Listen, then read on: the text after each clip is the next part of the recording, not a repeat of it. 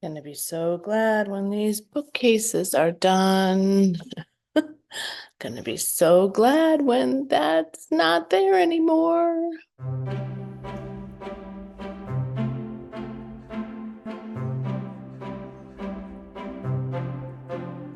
Hi, readers, it's Lori. Welcome back to my channel, Books, Ink, and Paper, or welcome if this is your first time. And if this is your first haul video with me, I want you to know that I might say that I don't haul a lot of books each month, but I kind of do. This month in particular, I have a pretty tall stack of books. And part of that is because I spent my Christmas gift card finally. So I used that to get some books, and I had some credits from Book of the Month Club. So I used 2 of those credits. And just generally, yeah, right. Yeah, Winnie knows. It's really hard to keep me from buying books. So let's just breathe in, accept what is, and strive to do better next month. I really think, though, that it's partly because of these new releases that I just can't seem to resist. But then again, this is not a new release. So let's start with Book of the Month. This month I chose A Gentleman in Moscow by Amor Towles. Why, you ask? Because I didn't own it, because I started it years ago and didn't really get into it, but not because of any fault of Amor Towles. I really think that that was a result of where I was in the moment, and dedicating the time to finish this was not in my ability at that time, and I had it from the library, so it had to go back. But I would like to get to this because there is an adaptation coming. Well, I think it's already released now. It is, with Ewan McGregor, and I'd like to see that. Although a lot of people say that Ewan McGregor is not what they had hoped for in this character, but and Rules of Civility is another one that I plan to get if I like this one and the other one, because quite frankly, I've never read anything by Amor Towles, but I also own The Lincoln Highway. So the setup for this is 1922, the year my mother was born. Count Alexander Rostov is deemed as unrepentant in the Bolshevik tribunal, and so he's sentenced to house arrest in a hotel in Metropole, and he's just across the street from the Kremlin. So this is set in Russia. It is apparently a favorite of a lot of people, and because I had a credit, I thought, why not get it now? I think both myself and my partner want to read this, and I think my son might want to read this too. So it seemed like a good idea, kind of a, more for your money kind of situation. Because I got yours truly free, I decided to get Just for the Summer. It was on my most anticipated reads list for April, and it just sounds cute. To be quite honest, it just sounds cute. So this is Emma and Justin, and they both are sort of cursed by the inability to find lasting love and marriage. And their exes have always gone off and dated somebody else right behind them and then gotten married to that person happily. So they feel like this is a curse that is affecting both of them. So they decide to fake date for the summer to attract, that next person after them. Get it? Yeah, I do too. Apparently, yours truly, this one, and Part of Your World are all connected some way, which I didn't know. So now I'm pondering whether I need to get Part of Your World as well. You all can tell me. I think that was the first one. Do I need to read these in order? Do I need to have all 3 of them? These are the questions I need you to answer for me. But actually, I love this cover, and there's a dog. So you can't beat that for me, right? So that was also a credit. And then my add-on was The Last Party by Claire McIntosh. You can see I am reading this. I would like to finish this today if possible. This is about a party on New Year's Eve in a community of people. The communities are separated by a lake. So this community is the shore. The other community is not the shore. They are not so well off. The people who live in the shore are very well off. There's a giant party that includes people from both sides of this lake, and one of the main characters, who is a sort of a star and a well-known, renowned kind of person, and was partly responsible for building the shore, lives there part-time with his family, and he is found dead. And then it is up to DC Morgan and her counterpart, Leo something. They partner up together to solve this crime. Lots of people, lots of twists and secrets, and I'm enjoying it. So I'm glad I got this, and I'm going to show you why I got this in a minute. It has a connection to. And I got Magic Hour by Kristen Hanna. I purchased this because I'm going to do a buddy read of this with Michelle at Michelle Lynn Reads in May. We are pretty firm on that. This says it's one of Hannah's most compelling and riveting novels. And this one is about the Olympic National Forest in the Pacific Northwest, a place I really enjoy.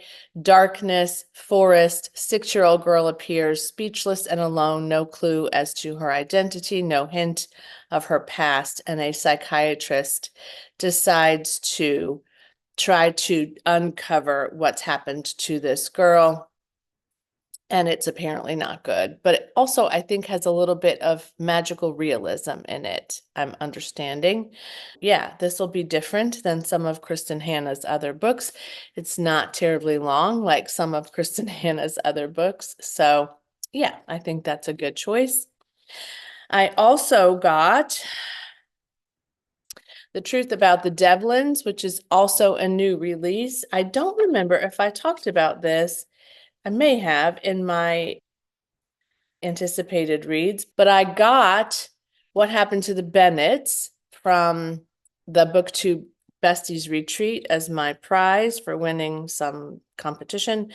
So I was interested then in what happened, or The Truth About the Devlins. So I was in the Barnes and Noble one day with my partner, and I said, I think I want to get this. It was 30% off, as you can tell by the sticker I just removed. So that was even better. So it was 40% off for me because I have a Barnes and Noble premium membership. This one follows this family who are lawyers, and one of their family members, TJ, is an alcoholic, and he's really struggling to be accepted in any firm now at this point. And TJ's world turns upside down because his brother John confesses that he murdered one of their clients. And, TJ's got to step it up now and try to take care of his family and his career. Sounds good to me. Another most anticipated for me was Close to Death by Anthony Horowitz. So I grabbed this with my gift card. This one is book 5 in the series. I had said in another, in my anticipated reads video, that I thought this was the last in the series. I have been corrected.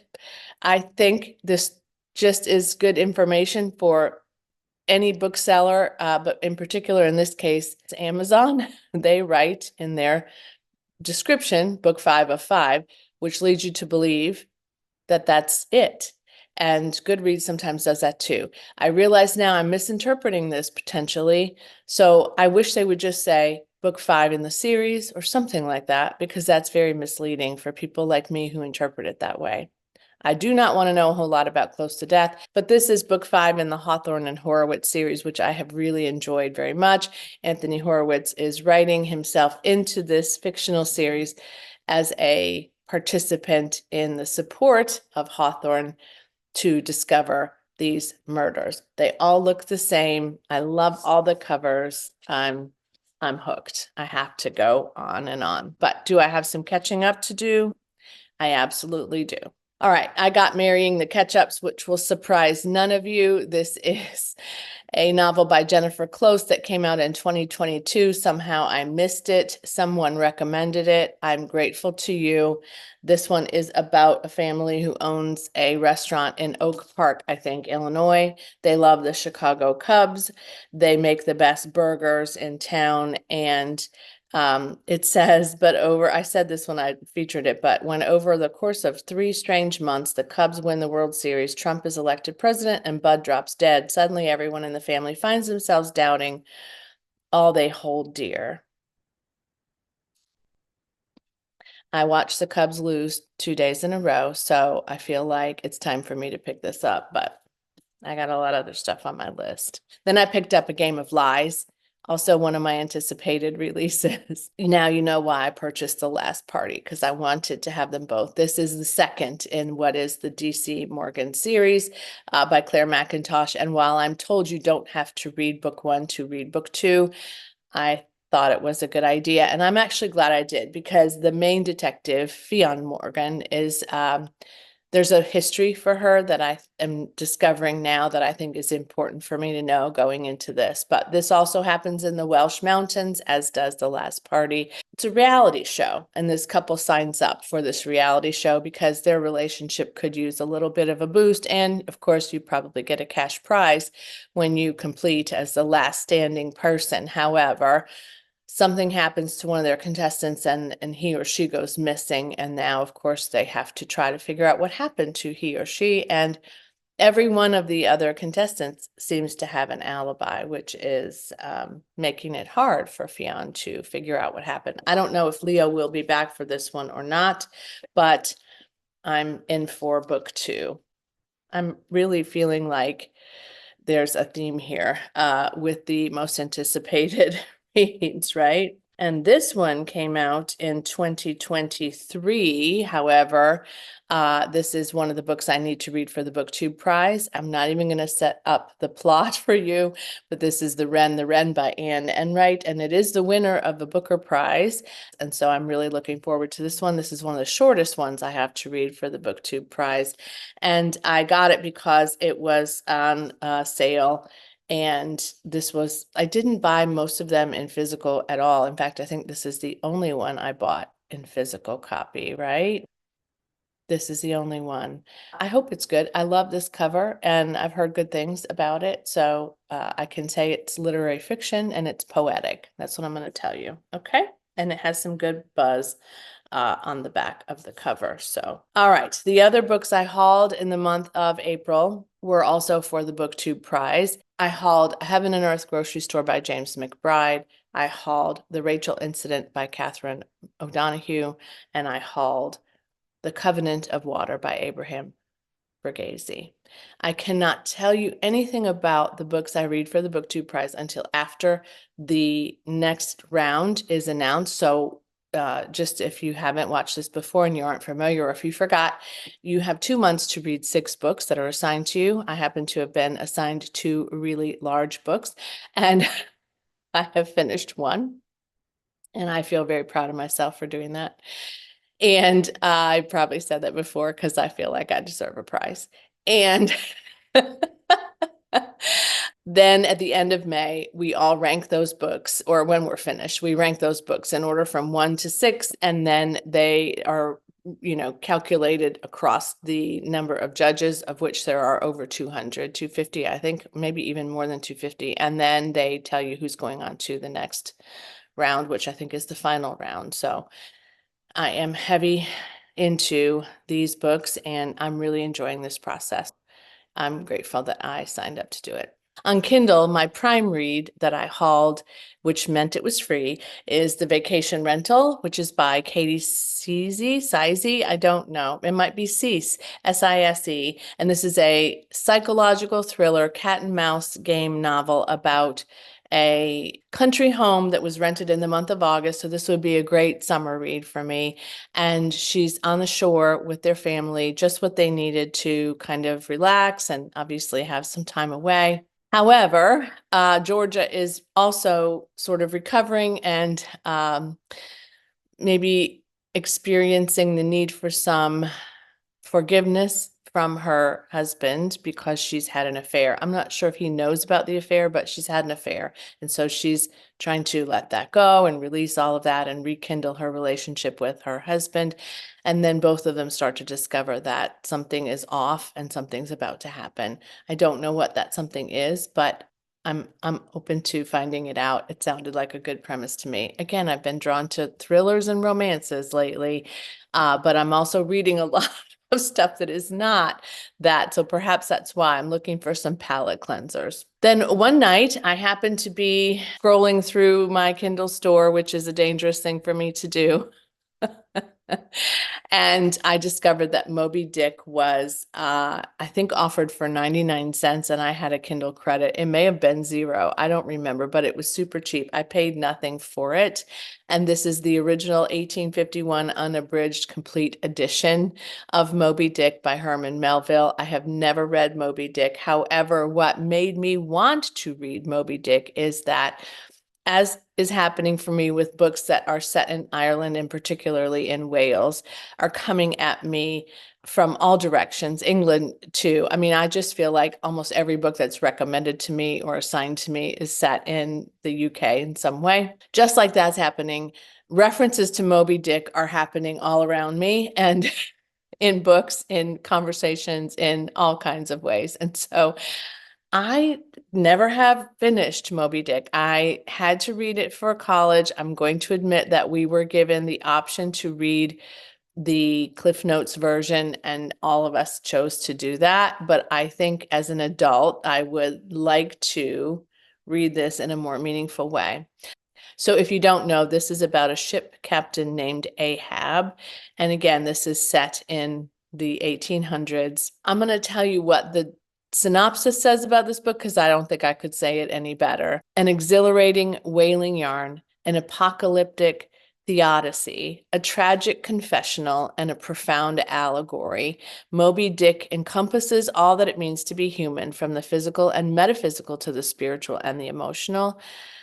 Full of strange wisdom and wild digressive energy, it's a singular literary performance universally regarded as one of the great American novels. It is on my list of those novels that I should read before I die, and I have a poster of those that my daughter was kind enough to give me. I need to pull that out so I see it more freely. But will I read Moby Dick this year? I can't say I won't.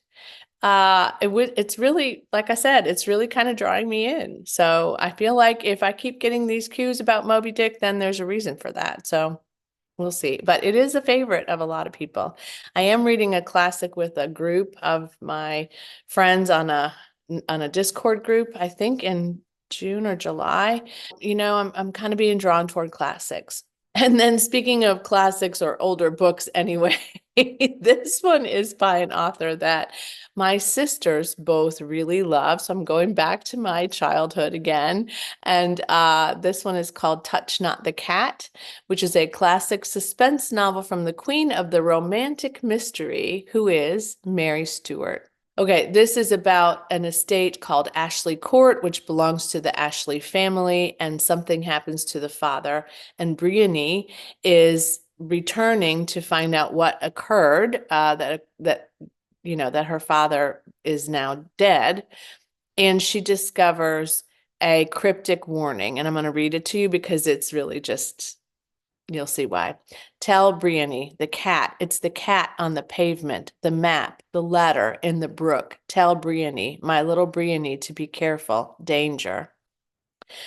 That's all I needed. And it was 99 cents on sale one day. Yes, I read those emails that say, we have some cheap ebooks for you. I have a couple of people that send me those emails, probably 7 times a month I read them. But because Mary Stuart was a favorite of my sisters, and because I read a lot of Mary Stuart when I was younger, because they had a lot of Mary Stuart titles in our library, this seemed like someone was sending me Touch Not the Cat as well. Also, I love that title. Who wouldn't love the title Touch Not the Cat?